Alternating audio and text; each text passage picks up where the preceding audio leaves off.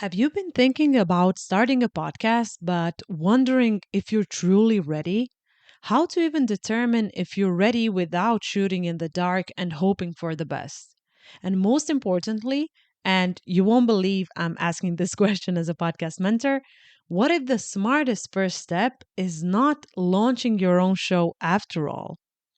In today's conversation, Alex Sanfilippo, one of the most influential voices in the podcasting space and the founder of podmatch.com, joins us to explore why podcast guesting can build your confidence, sharpen the message you're here to share with your listeners and clients, and help you decide whether being a podcast host is truly right for you.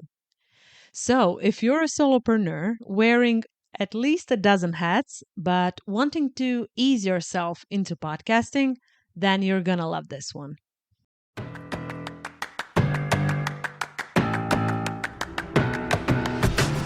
This is Say Yes to Podcasting, where solopreneurs learn how to start podcasts that attract their ideal clients and do the marketing for them.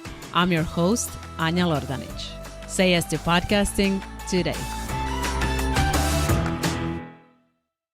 Alex, let's get straight to the point and let me ask the most important question first. A lot of solopreneurs think that they need to start a podcast in order to gain recognition, to share their wisdom, their authority, their knowledge, their expertise. But in reality, we can actually take it a step back, or I should say, take baby steps and start somewhere else. And podcast guesting might be the answer. What do you think? Absolutely. I actually suggest that to everybody these days is to start with podcast guesting, especially if you're not familiar being behind a microphone, behind a camera. If that's totally new to you, it's a much lower barrier to entry to share your expertise as a guest one time to see what you think. And I've been giving this advice for years. And it's funny enough, I had somebody who told me, okay, Alex, I did what you said. I guessed on two different shows. I'm like, well, what'd you think? They're like, I really didn't enjoy it at all. And I was like, great, maybe you shouldn't start a podcast then, because if you didn't like being a guest, you definitely are not going to like being a host. And so for many people, it's just like, okay, that just means this isn't for you. And nothing's for everybody, right? So, but what I typically hear is people become a podcast guest and like, okay, this gave me clarity on my message and what I actually want to share as a podcast host. I'm even more excited now. And at that point, I tell them to go to somebody like you, Anya. Like, that's who you talk to next, right? To actually make it happen. Because I don't help with podcast launch or strategy or anything like that. But I will tell people like start with guesting. And so I think that's a great question to open up with, because in my mind, that's the right move to make if you're new to the space. You mentioned something interesting here, and it's if you don't like guesting, you won't enjoy being a host. What are those similarities versus differences when it comes to podcast guesting and hosting? Just quickly so we can get that out of the way. Yeah, the biggest similarity is that you are actually, as a host, you're basically asking yourself questions. So if you have an outline of an episode, you are coming up with the questions. If you don't like someone else asking you questions, they're typically going to be easier than what you have to dive into on your own. I don't think you're going to enjoy that. And for many people, they're like, yeah, I hate that whole process of trying to come up with the episode idea and stuff. And you can figure that out by being a podcast guest. If you're not enjoying the process of answering questions already, you're definitely not going to enjoy making them and then answering them for yourself, knowing that they're going to be even more difficult. And what do you think are some of the benefits of podcast guesting now that you've been in the guesting seat for, if I'm not mistaken, 700 times? Something like, yeah, I think it's over 700 episodes I've been a guest on. And before anyone's like, wow, that sounds wild, this is over a very long period of time. So it's never too many year over year, right? Right now I'm doing one per month. But again, I've been doing this for a very long time. So eventually those numbers just add up. But yeah, I think that the beauty of podcast guesting is you learn to develop your own message even better. And I actually didn't guest on podcasts for years before I had my own show. Back years when I started, like I'm making myself sound like I'm ancient. In podcasting years, I am. But back to when I first got started, that wasn't really much of a thing at that point. But when I finally got the opportunity to do it, I started realizing like, oh, I could actually articulate my message better on my own show. I figure out what resonates with people a lot faster because hosts would ask follow-up questions. They'd be like, okay, what do you mean by that? That gives me the clarity to say, okay, what I just said wasn't clear enough. Like next time I share that, I need to do a better job sharing it a little bit better. So for me, the biggest benefit, and I call this the hidden benefit of podcast guesting, you are going to become more articulate. Even if you're already a CEO, a founder, a public speaker, a podcast host, it's still going to train you because someone else is in the room with you questioning what you're answering and helping you dive deeper and learn to articulate it better. To me, that's that hidden value of being a podcast guest. And everything else after that to me is a bonus. Is learning, like once you learn that, like the rest of it, sure, getting some sort of return on investment for your time and stuff like that, that's great. But nothing beats the fact that you're becoming better. Can we all now collectively breathe a sigh of relief because we don't need to go into official training to be public speakers, or we don't need to get trained on public speaking? We can practice that through the podcast guesting opportunities we get exposed to. Is that what you're saying? Absolutely. I'm actually, I've had speaker training. I've had leadership coaches. I've gone through multiple speaking, different certifications and stuff like that. And I'm not saying anything bad about them. They're great and they really can help a Mm, lot, but nothing has been better for me than being a guest on podcast, especially when it's a show like this. And, where you're like, hey, this episode should be around 20 minutes. That forces me to say, okay, I can't share every story I want. I have to make sure I follow the flow properly. And I have to make sure I'm sharing shorter answers. For me, as a long winded person, that has helped me so much more than really anything else. And I'm not saying don't go get speaker training and all that, leadership training. But for me, nothing beats podcast guesting. yeah. Speaking of being long winded, I was wondering your thoughts on storytelling and showcasing our personality and our own sharing our own personal stories when we're a guest on other people's shows. I'm asking because I also like to be long winded in my private life and share stories from A to Z. But when I'm in like this professional capacity answering someone's questions on their show, I have the utmost respect for their time, and I don't want to quote unquote waste their time sharing my own personal stories. However, when I get to know someone as a listener, I'm more drawn to them if they do share their stories. What's your stance on that? There's a balance here. So I am very type A, very 3 points, and we're out of here type of speaking, right? Give me the data, give me the facts, give me something to do, and we're out of here. But what I've learned is people don't resonate with that nearly as much as the story. At the end of the day, what it comes down to is how you make someone feel is ultimately what they're going to remember. They will feel something based off a story, not three really solid points. Now, the best communicators, I find the best podcast guests find a way to merge those two things together, which means maybe less points and shorter stories, but somehow you find a way to do that. I can remember some of my early podcast guesting. I went so heavy on the analytics, on the data, no stories, just the facts. And to me, I left always feeling accomplished, but realizing later that I never built a real connection with the host because they still don't know anything about me. And the listeners only know that Alex knows facts, data, stats, but there was no connection as to how I learned those things. And so when I look back at those years, I realized I was kind of wasting those opportunities to actually build a real connection with somebody. Again, how did I make them feel? Yes, share the data, but how did it affect me? How did I feel about that? And I look back at those years and kind of feel bad for the hosts and the listeners that me Mm. back in those days, which it's all a journey. We're always getting better. But now when I show up, I do my best to just share myself authentically and go beyond just the important facts and details we need, and also try to engrave my story somehow. Yeah. This is something I shared recently in one of my podcast episodes. Who is the judge of perfect anyway? No one needs to know that you're practicing. I mean, we're practicing our entire lives. So now that you say, I feel bad for the hosts, I don't know, 5 or 6, 7 years ago, they got the best version of Alex and their listeners got the best version of you and got value from what you shared. So we don't need to go too hard on ourselves, right? Yeah, that is so well said, and actually a message for me. If I think back to my spring and stuff, that's kind of like something I've put on myself over the years. I feel like you just give me a free coaching session, so thank you.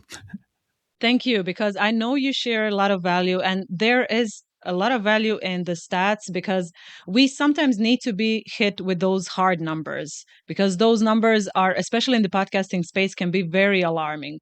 And every industry, every niche has their own stats, their own, I don't know, valuable buckets of information we need to keep in mind at all times. And those are some of the ways we can attract clients in the long run when we're podcast guesting. And this question is particularly important because my listeners, they want to launch podcasts to attract their ideal clients. And when it comes to attracting clients through podcast guesting or hosting, what do you think we should keep in mind?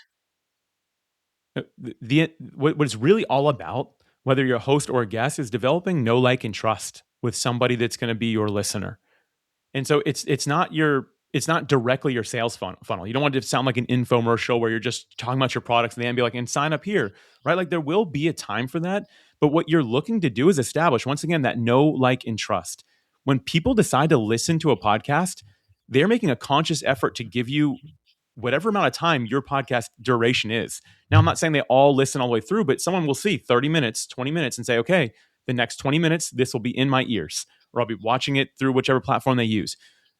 That is powerful. What they're looking for is not, okay, now sell me on this. No, they're looking to develop know, like, and trust, to understand something better. And as a host or as a guest, that is your job before and above anything else is to develop that. And if I can, I'd like to share a quick story about how this happened for me. When Absolutely. I was looking at SMS marketing, which is just like text message marketing. So through your phone, I didn't know anything about it. So I went to podcasting and I found a bunch of episodes that were about this topic. And I just add them all to my queue. And so it was something like 10 episodes. And I just started listening to all of them. What I realized is most of them were the same person that was communicating about this. This was like the person who was talking about it, who happened to be the marketing director at an SMS marketing company. Two things happen here. One, I developed that know, like, and trust with this individual. They were educating, they were adding a ton of value. They never sold anything, but did they know their stuff? And did they give me the assurance that, you know what, I could actually be successful with this person with SMS marketing? And two, the second thing is I went to their website that they were a marketing director at, and that's the service I signed up for. I signed up for a monthly subscription, knowing that, you know what, this person has my best interest in mind. They are there to help. I know it, and I'm going to be successful because of what they train me. That right there, that story is in the purest form, in my mind, the value of podcasting. Both sides of the microphone. If they had their own show, I would have been listening to it. But because this person was a guest, I was hearing them as a guest. And ultimately, it caused me to actually invest in something that was brand new to me, but it gave me the courage to be able to try it.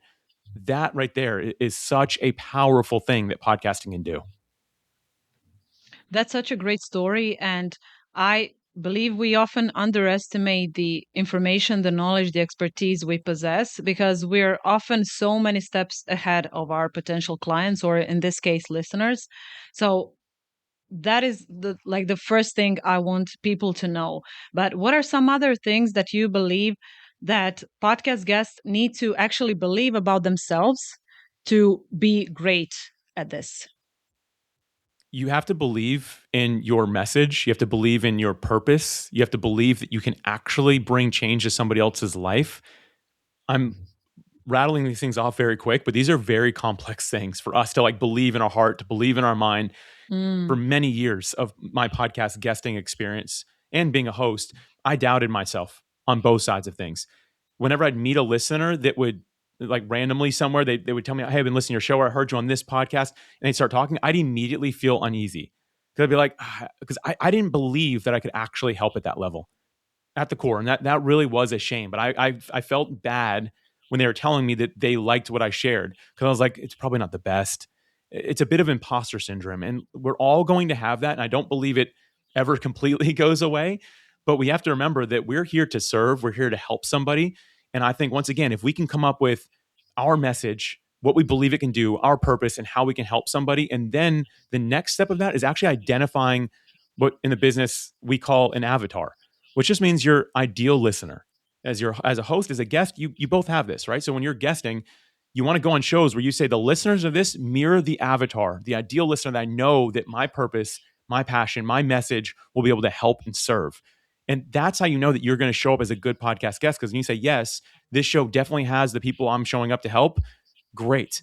Right. So for me, I mentioned just a few minutes ago, I'm only doing one podcast episode as a guest per month right now. There were times when I was doing 3 and 4 a week, but I decided to cut back because I was saying, you know what, I'm narrowing down who I really serve. And I only say yes right now to the podcasts that are perfectly aligned with the person that I know that I can help. And Say Yes to Podcasting is one of those shows where I'm like, absolutely yes, right? Saying yes to the podcasting and the show, because I know that the people that are hearing this are who my message can help. And if I ever meet any of your listeners, Anya, I'm going to know that, yes, you know, I showed up and add as much value as I can. I believe in that message. I know it's going to serve you. Can I play the devil's advocate for like 10 seconds here? Because I have a question that just popped into my mind, and I think it's going to be interesting for the listeners.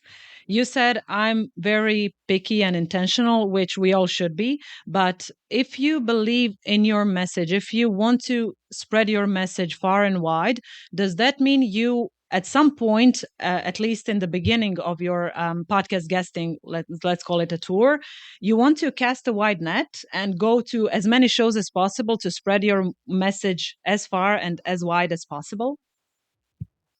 Yes, within reason. If someone invites you on a golf podcast and you don't know anything about Yeah.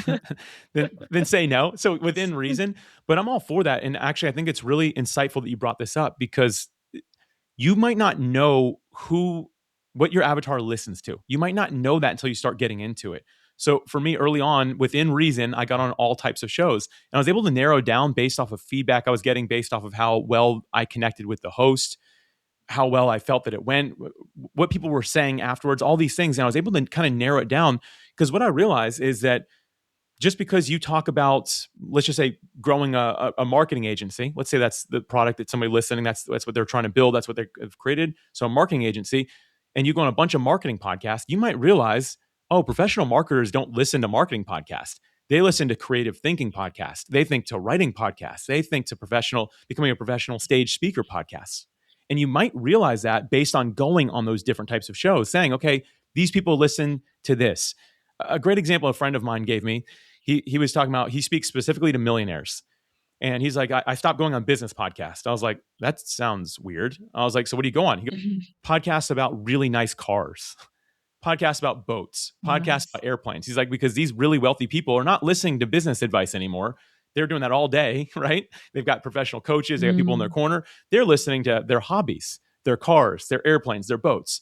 And I was like, man, that is so insightful. But you don't know that unless you give it a shot. And so I love that you brought this point up because I do think it is so important, especially when you're getting started, to get on a wide range of shows. At the same time, I love podcast guesting. And sometimes if a show just straight up sounds interesting to me and fun to be on, I listen to the podcast before I go on. I like the host. Sometimes I say yes to that show, knowing I'm probably not going to get much out of it, but it'll be a really good time. And I think that listeners are going to really enjoy it. And there's this idea of infotainment, right? It's going to be informative, but it's also going to be really entertaining because I think this would be just a fun one to do. There's nothing wrong with that. And so, again, I think this is a really insightful question. I encourage everybody, go wide at first, bring it in more narrow as time goes on, but make sure you're having fun along the way. Yeah, I like this answer a lot. And you just reminded me of another question I have for you, which is we keep repeating our messages. We all have a couple of core messages we keep on sharing. We keep repeating ourselves a lot. And we are the only ones who are aware of that. How did you personally get over that hurdle of I talk about podcasting and podcast guesting and podmatch.com all day long, but this is my message. This is what I'm here to do. I just have to remember that, like you just said, that the people that are hearing it probably have never heard it before. And if that's my message, I've got to be willing to put it out there. And it'd be just like if I was at a conference, I was meeting people one at a time. If I met 20 people, then 21st person, I'm like, oh, man, why do you keep on asking me like what I do? No, they don't know what I do. They don't know me, right?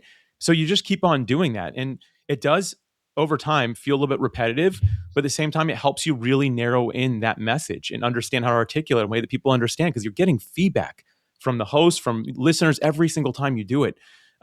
There's this, it's actually from the Bible, and there's this quote that says, do not grow weary of doing good. And I believe that Mm. that is something that we should all live by. Don't grow weary of doing good. If what you're doing is good work that serves people, then do more of it. And I did just mention sometimes I go on a podcast just because it sounds fun. On those, I don't talk about podcasting. I don't usually talk about my company Podmatch, but sometimes that's a little bit of a boost, a joy boost, right? So that I can go back to the work that I need to do. And I think that as long as you can remember to have fun while you're doing it, that can help a lot as well. I remember for a little bit, I lost the fun in being a podcast guest. I knew I was going to share the same message every single time. And actually, and this has been great. This is totally different than what I usually get to share. So this is a gift for me to be here. Nice. You're not asking me the same stuff that everyone always asks me. But with that said, I remind myself that, you know what? I'm going to make it fun. I'm going to enjoy it. And there's a few people in my life that I watch and they seem like no matter what, they've shared their message hundreds and thousands of times and they are always having a good time doing it. And so I just remind myself, you know what? make it fun. I get to talk about what I do, and I get to impact people while doing that. What a gift. I'm going to show up and just make it a blast. And the more I can remember that, the less burnout I get, while keeping in mind, someone who's hearing this has never heard it before. Again, that is a gift to get that opportunity to speak to somebody at that level. A gift is such a great word to use here. And this is something that actually physicians do all the time. They mend the same wounds every single day, right? It's not that we mend the wounds, but we can help change someone's life if we're being honest with our words, with our impact. So imagine if a physician or an ER worker said, "No, I did this thousands of times. It's not worth it anymore." That is a great analogy, and that would be terrible. Like now, I want to interview every physician. If I ever need to go somewhere for a surgery, I'd be like, "Are you tired of this?" um, it's a great analogy. You actually inspired me with all of these answers and stories. I'm not normally this creative, but you are bringing something really great out of this conversation, and I'm truly thankful. So this leads me to my last question really nicely, because we said that you had 700 podcast guesting appearances. Can we actually master something like this? What is the difference between your episode, podcast guesting episode 400 and 700? Are you a better Alex, or are you just like a refined, sophisticated message Alex? I'm a better Alex, but I think that's a choice. I'm a firm believer in this idea of getting 1% better every day. And so, yes, like I've refined my message and I've shared about that, but I also have gotten better. And what I mean by that is I've not memorized my sound bites and my speaking points. Some people call that being like media trained, where like a professional actor knows, hey, when you get asked this question, don't answer that, divert to this one, answer it this way, right? And it's not bad. They're media trained. And that's the idea, is to keep their message the same everywhere they go. I know that I didn't want that, because to me, getting 1% better every day means becoming more human and stepping into who I am. It's a choice. And the way that you make this decision is by truly listening to what a host is saying versus just going back to my default answers. Like, notice I haven't brought up my business at all. Like, I haven't shared what I do. Like, I don't feel the need to do that, because I'm listening to the questions, knowing, you know what, Anya knows what her listeners are showing up for. I'm going to trust that process and answer as raw and authentically as I can. I don't have any bullet points I've listed out or anything like that. I'm like this, oh, that's a great question. What I actually want to answer is like, I'm not doing that. Right. And so I think as long as you show up Mm, really authentically, you can really help yourself get better. And I think you show up as a better guest. I live by what I call the 3 R's of content: real, raw, and relevant. I'm going to show up. You're going to get the real Alex. It's mm. going to be the raw me. I'm not going to act like I'm better or something different than I am. I'm going to make sure it's relevant to your audience by, again, listening to what you're asking me and doing my best to answer it as directly as I possibly can. Yeah. And thank you for being that kind of person, because um it is understated. People rarely show up that way. People have an agenda, and you can feel it actually in their pitch, and we're going to talk about pitches in our next episode together. But you can really sense someone's I wouldn't say purpose, because that's a beautiful word. You can sense someone's agenda ahead of time, even in text form, let alone in a voice note or when they show up to have an interview with you, and so on. So I want to shed some light on what you share all the time with your company, Podmatch, because I'm a user. I use it every single day, and I got connected with some amazing podcasters with Podmatch. And I also know that I have it right in front of me. You have a freebie. And unlike us regular mortals, Alex actually doesn't collect emails. So can you please share what you what you can share with my audience as a freebie here? Sure. And yeah, thank you for what you do. And thank you for being a part of the Podmatch community. It means a ton. If you heard this and anything resonate with you about being a podcast guest or an aspiring podcast guest, if you've never done it before, if you go to podmatch.com/free, I've got my 9 favorite ideas, the things I've learned over being a guest hundreds of times that I just love to share with people that are getting into it. Or if you've already been in a little bit, it might still be really helpful for you. So again, that's podmatch.com/free. And yeah, thank you for giving me the opportunity to mention that. It means a lot. Thank you, Alex. And in case you were wondering, these are not AI generated ideas. These are all tried and tested and experiential. And as you can tell, Alex knows his stuff. So you are in safe hands. So go to podmesh.com/free. And Alex, I will see you in the next episode. Can't wait. Thank you again.